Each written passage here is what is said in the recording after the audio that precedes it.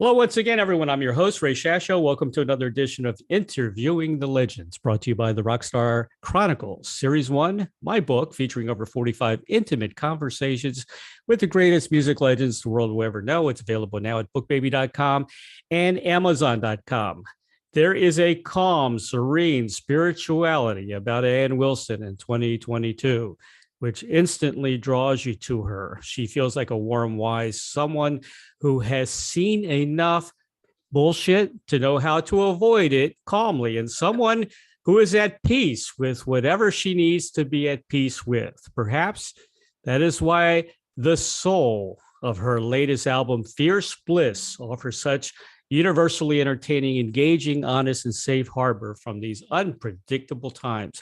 It is classic rock, comfort food of the finest ingredients, carrying a richness and light that allows you to escape into timeless nostalgia. 11 perfectly weighted and selected songs, ranging from Wilson's own co-penned originals to breathtaking covers and collaborations. One of the premier hard rock vocalists of all time, Ann Wilson smashed boundaries with her band Heart, the 8 times platinum, 35 million plus selling Rock and Roll Hall of Fame Trailblazers, who formed in 1973. During a decades-long career, Wilson rode the roller coaster of fame, fortune, and madness, learning both joyous and hard lessons along the way. In recent times, she'd managed to find a band out on the West Coast that she toured with. And as the pandemic started in March of 2020, Wilson found herself with time to absorb both her life and her future. Please welcome the legendary singer and songwriter for Rock and Roll Hall of Famers Heart, Ann Wilson, to Interviewing the Legends. Hello, Ann. Hello. Wow, I just got really carried away with that introduction. That was really cool. Thank you. Well, you're going to be at the Seminole Hard Rock in Tampa on June 16th. I will be there. The Hard Rock has invited me, and I'm going to bring my daughter. And actually, you guys invited me and my daughter to the Ruth Eckerd show a while back, and we had a photo pass and we covered the show, and it was incredible. You guys are awesome, man. Got a question for you. Do you live in Florida now? I do. Yeah. Wow. I've lived down here for maybe 5 years. And, really? Yeah, out in the country. Huh? Northern, eastern, western? What part? Northern Florida. Yeah. Yeah, I'm in Bradenton, south of Tampa. Yeah, we're a little bit further north than that, and you're on the West Coast. The West Coast? Yeah. I love it. I've been here 18 years now. We moved down here from the DC area. And it's people are very nice. I love the weather, Yeah, there's no beating the weather for sure. Yeah, traffic is still good. Yeah. At this point. First of all, I got to tell you, I did a Zoom interview recently with Roger and Mike Fisher. Okay, I know those guys. We talk from time to time. I've also been with Mike DeRozier and Mark Andes. Mike has a little message for you. He says, I said, Mike, do you have a message for Ann? He says, yes, Ray, please tell Ann that Michael sends his love and that April will mark 50 years since the founding of our band. So that's for Michael. That's right. Yeah. 50 years. Can you believe that? Yes. 50 years. Yep. And most of it is just going to be celebrated next year at our 50th reunion. So, we're starting to plan things around that for next year. Right. I got to tell you, man, I was so happy that you got Roger and you did a show together. That was incredible. That was nice. Very, very nice that you guys got together like that. Yeah. Raj came up and did a song with us at the Neptune in Seattle. It was very, very fun. I think that that was the perfect place to do it too. Was at a little unassuming theater in Seattle where we could just be ourselves, I got to tell you, he was so happy. He was so happy that he got together with you. Yeah.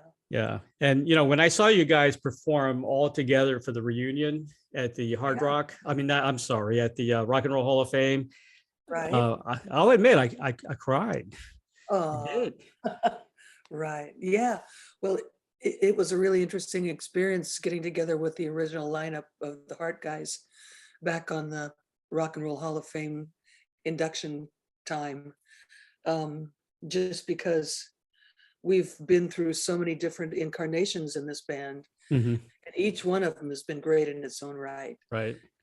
And as time has gone on, the the sound of the band has changed as it goes through the different eras. Mhm. And so on the day when we got together with the original lineup guys to get ready for the two songs at the Rock Hall, Right.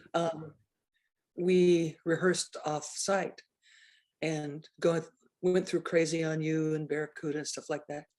And it sounded so different from what I'm used to now, Right. because back then we didn't have a swing factor, you know, it was more like up and down, left and right. It was very white, you know, and it wasn't necessarily butt shaking music like it is now. Mhm.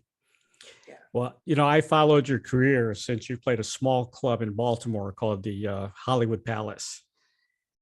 Uh-huh. That's a long time ago. Yeah. Yeah.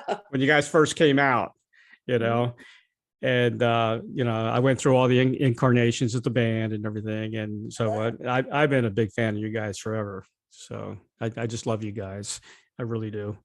Thank you. There have been a lot of really great musicians that have stood on stage with us. Denny Carmassi and Mark Andes and Yep. Denny Fongheiser, and just lots and lots of great people. Mike Inez from Alice in Chains was Mhm. with us for at least a year on bass. That's right. Gilby Clark. Yeah, the list goes on and on. Your new album's incredible. 5 stars, by the way. Thank you. Greed and Thanks a lot. Missionary Man are out there as singles. They're on video right now. It is such a great album. First of all, it's called Fierce Bliss.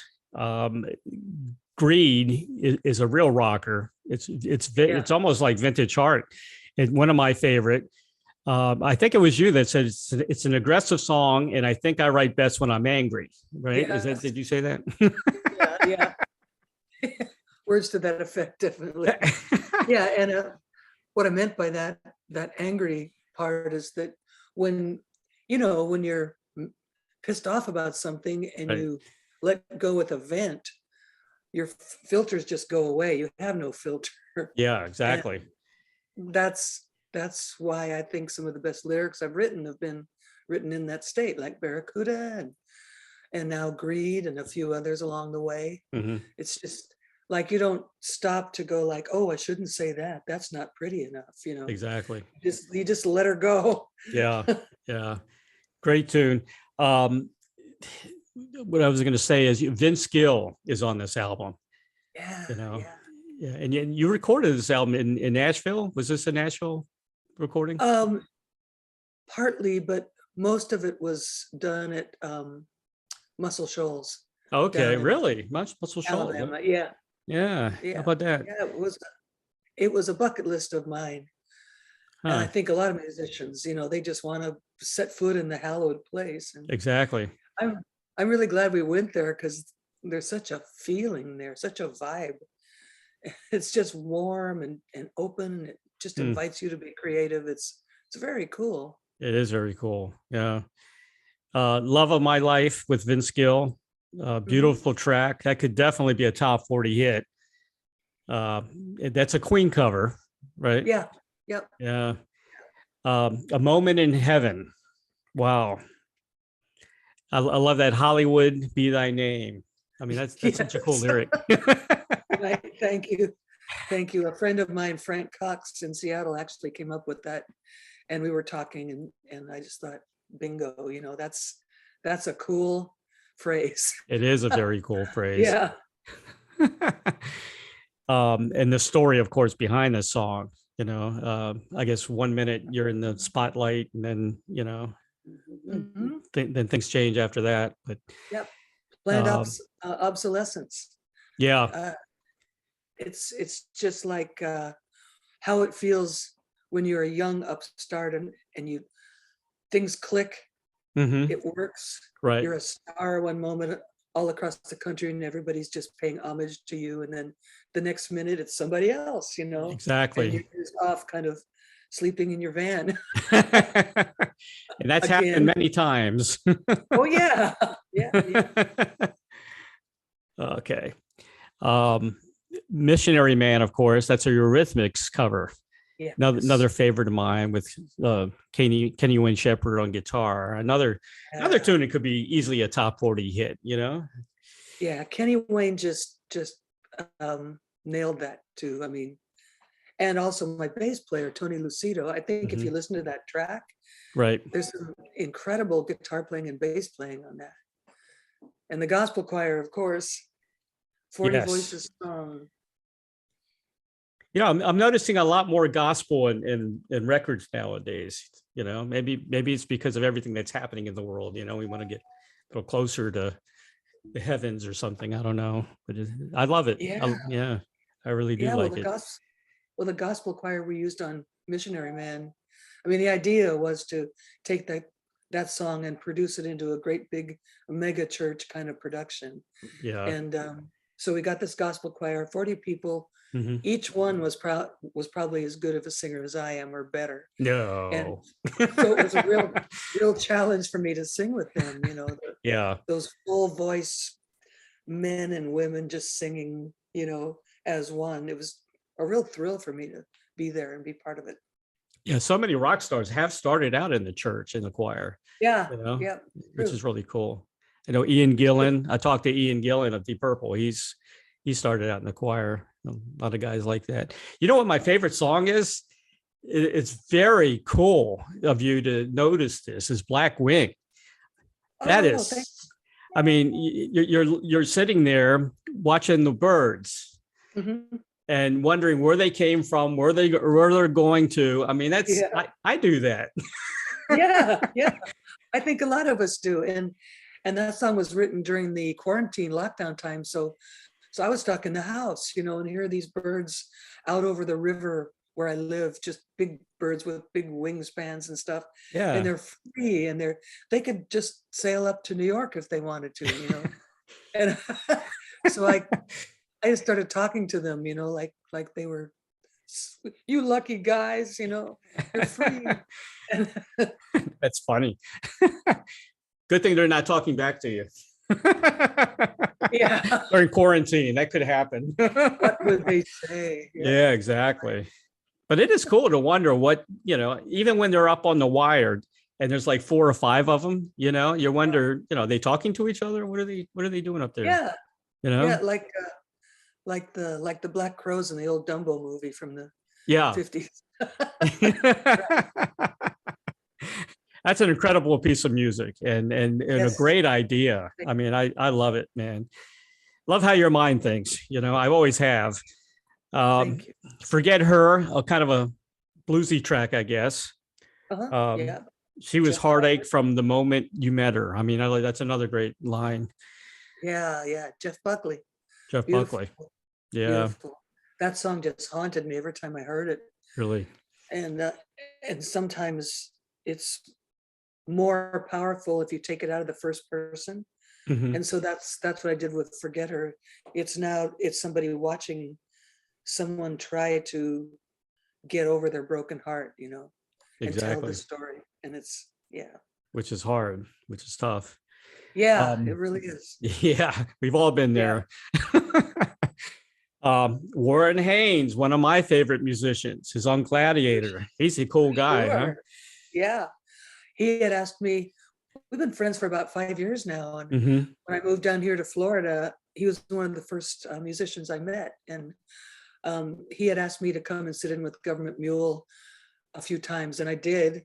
And we had a friendship, and he actually performed on my last solo album. And so when it came time to do this one, he had this idea for a big epic rock song, sort of like the Zeppelin rain song or something idea Love where the rain song. lots of changes and it goes lots of different places. Yeah. And he sent me this little kind of iPhone demo of him playing what became Gladiator Hmm. and Angel's Blues. And so we just did it.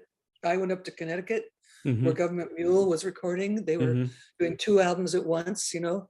Yeah. One room was set up for rock, the other room was set up for blues.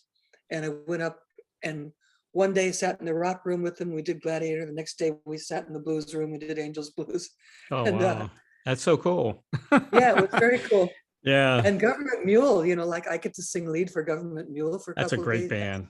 That's a great band. Yeah. Sure is. It's all many times. That is awesome, man. Fighting for life, kind of a country sound, right? I'm hearing a little country in your voice in a couple of these tracks, huh? Maybe it was because I was singing in Alabama. But, that would do it. yeah, that would do it. But yeah, that song is written about the person who I eventually married, and just this man who is just so charged up with the electricity of living. Yeah. And just can barely even sit down. I mean, he's got so much energy. And but at the same time, he's very spiritual and very illuminated. So yeah, I just had to write a song. Beautiful. Yeah. Yeah. The guitar solo was wild, huh? Very different. Yeah. I really Tom like Buchanan. that. Yeah. Yeah. I enjoy that a lot. You're talking about he couldn't sit down. When I did the Zoom interview with Roger and Mike, Roger couldn't sit down. He was all over the place, man. He was in the garage, outside. I mean, yeah, right. Yeah, and back in the day when Roger was in Heart, we all had to watch ourselves because Roger would just be banging around the stage like a pinball, you know. Yeah, and yeah. He'd cross in front of you and he'd bump into you and stuff. And so eventually we just had to say, Raj, would you watch where you're going? You know, because there are other people on stage too, you know. He did that in the Rock and Roll Hall of Fame show too. He came out and jumped around everywhere. Yeah. He's got a lot of energy. He does have a lot of energy. That's a good thing, I guess. Yes, it is. You finished the album out with one of my favorite guitar heroes, Robin Trower. Bridge of Sighs. Wow. What made you decide to put a Bridge of Sighs on the album? Where did that come from? Well, I've always loved that song. I've always considered it one of the finest blues songs ever written because it doesn't just deal with addiction or like somebody being unfaithful or something like that. Right. It deals with the standing on the abyss, you know, like you could die, you know. It's such blues. And when I was talking with Kenny Wayne about which song we were going to cover together, and I mentioned that one, he just lit up, you know, like he just went, oh yeah, you know. And so when he got into the studio again, he just nailed it. He just, because, you know, he's like another generation younger than me. Yeah. So for him, that's like discovering his roots in a way, to play Robin Trower. Yeah. And I think he really nailed it. Through. Yeah. He really nailed it. Yeah. Yeah. He filled it up, you know, and cool. And you did a wonderful job too. That's not an easy song to sing. No, there's a whole lot of space in that one. Yeah. Yeah. You can't phone it in. No. Sure. Right. One of my favorite singers of all time is Jimmy Dore from Robin Trower. I love that guy. He was incredible. Yeah. What a cool voice. He was cool. Yeah. Yeah. I had Pat Travers on 2 days ago, and he does a good version of Day of the Eagle. That's one of his favorite cover songs. Good song. Yeah. Really good tune. He did a great job with that. A few times over the years. Yeah. Well, you got pretty lengthy tour date going on. I think you start in May? Is that when the tour starts? Okay. Yeah. Great American Music Hall in Frisco, I guess. Yep. Yeah. And a couple of shows in LA at the El Rey, and some more Southern California things. We're going to Mexico. We're going to Canada. Wow. And then some more shows in Florida. Yep. And then we take a little rest. And then in the fall, I think the fall and winter, conditions permitting in Europe, we're going to go to Europe. Oh, you're going to go to Europe, really? If we Wow. can. Yeah, It's got to be stable, though. You know, I mean, it's got to be a situation where we're not going to get stuck in some kind of that's weird it. situation. That's it. You could get So, stuck. Yeah. yeah, so everyone's just watching that, you know, because Yeah. things are what they are right now with this war, but Oh my we gosh. don't It's horrible, know isn't it? what's going to happen. Yeah, Terrible. I feel so sorry for those guys, but they're putting up a too. fight. They are tough Yeah, cookies. they are. Yeah. It's heartbreaking, but Yep. it's inspirational at the same time. Yeah. Like when you see how the struggle they're putting up. Yep. I want to mention the Florida dates. June 16th, we'll be at the Seminole Hard Rock in Tampa. Yeah. And I'll be there with my daughter. Oh, And cool. yep, I'll be there. The Parker Playhouse in Fort Lauderdale. You'll be there as well in Florida. Yes. Yep. I know you're a big Zeppelin fan, and we all know that. Everybody knows about that. But here's a crazy question for you. Back in the day, did you like Spanky and our gang and Elaine Spanky McFarland? Was she somebody that you? Well, I guess kind of.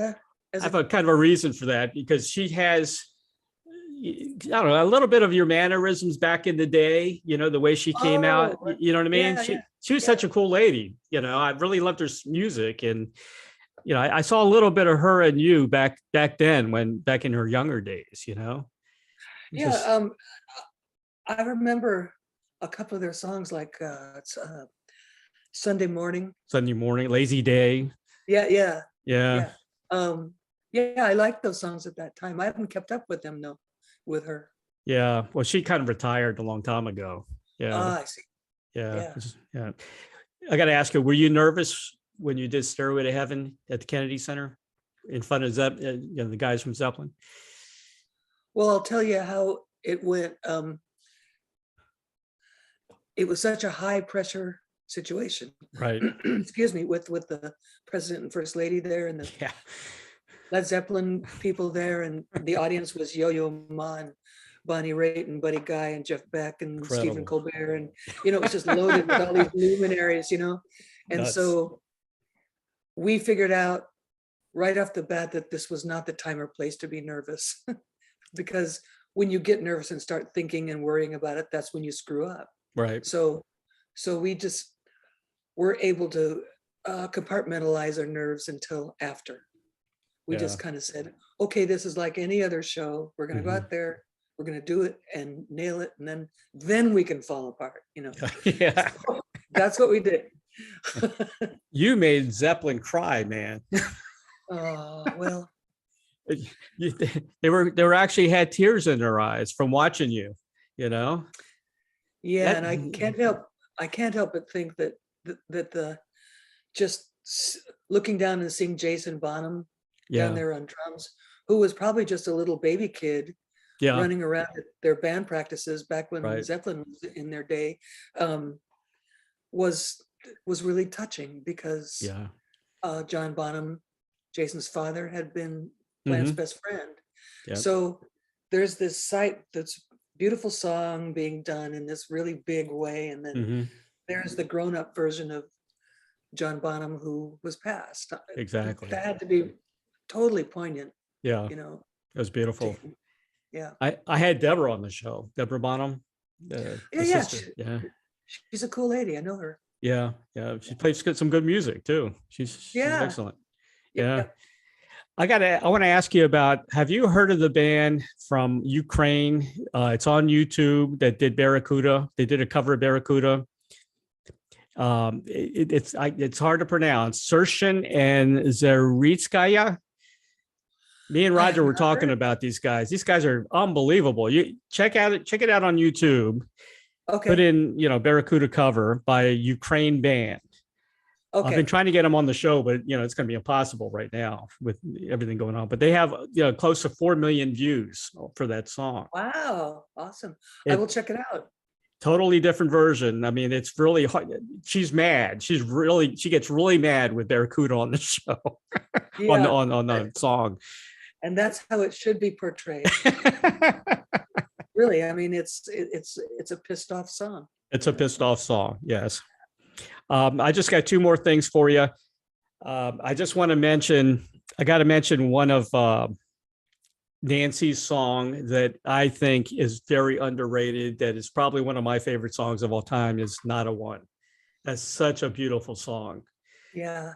And it doesn't get the respect that it should. And it's Right. you know, it's a beautiful song. I just want if I ever have somebody from Heart, one of the girls on the show, I wanted to just mention that to you. I love that tune. Yeah, that is a good song. Her song about her relationship with Mike DeRocher. Right. And it's just she's such a good writer when she wants to be. You know, I mean, it's not easy to write poetry, Right. And then set it to music, especially if you care about it. If it's something that's really going on in your life, Yeah. you tend to get flowery and everything. Well, in that song, she wrote a really good poem, I think. She did a great job. Yeah. Of course, one of my favorite tunes is Minstrel Wind. Yeah. Yeah. Minstrel Wind is incredible tune. Yeah, that took some doing to wrestle that one down lyrically. Ooh. It's got a little complicated to, put Yeah. together with sound. Yeah. It's so cool though. Okay, and here's your final question. I ask this question to everybody. I get some very interesting answers. If you had a Field of Dreams wish like the movie to perform or collaborate with anyone from the past or present, who would that be? Oh boy. Sheesh, that's hard. Anyone from any time in history? Anytime. Could be Beethoven. I think it would be Debussy. Really? Good answer. Very good answer. Thank you. Yeah. He just kind of opened the way for 20th century music. Yeah. And Yeah. he was like really rebellious or like revolutionary for his time. Right. Yeah, it would be him. That's an awesome man. I never got that answer before. Yeah. Well, thank Yeah. you. Petula Clark told me Pink Floyd, believe it or not. She always wanted to sing with Pink Floyd. And Robin Trower, you would think Jimi Hendrix. Nope, he said James Brown. Oh yeah, well James Brown would be cool would have been cool to sing with. Yeah, exactly. Or to play rhythm guitar with. Right. Nobody wants to play with Hendrix. They just want to sit in the corner and watch him. Yeah, for sure. I want to say special thanks to Amanda Kagan of ABC Public Relations and Darian Cobb at the Hard Rock for setting up this interview with Ann Wilson today. And thank you so much for being on the show today. We're going to see you at the Hard Rock. I want to say purchase the latest album by Ann Wilson entitled Fierce Bliss. 5 stars all the way. It's a fantastic album. Great lyrics. One of my favorite now. I really, really enjoyed it. Amazon.com will have it. When is it? Is it officially out? When? Is it April out now? 29th. Okay, the 29th. Okay. And check out the album art by Roger Dean. Yes, that's right. I forgot to mention Roger Dean. Yeah. I love the colors. The colors are great. Yeah. It'll wake you up. It'll wake you up. Yeah. And also go to www.annwilson.com for more information. And thank you so much for being on the show. Good luck on the tour. All my best to you. You look fantastic. You look like you're 25 again, starting it hard again. You look wonderful. You do. You're not aging. You're going backwards. No. You're going backwards like Keith Richards. Maybe Keith and I will be the cockroaches that remain. The cockroaches. That's funny. Thanks, Ann. Thank you very much. All Thanks right. for having me. Bye-bye. Bye.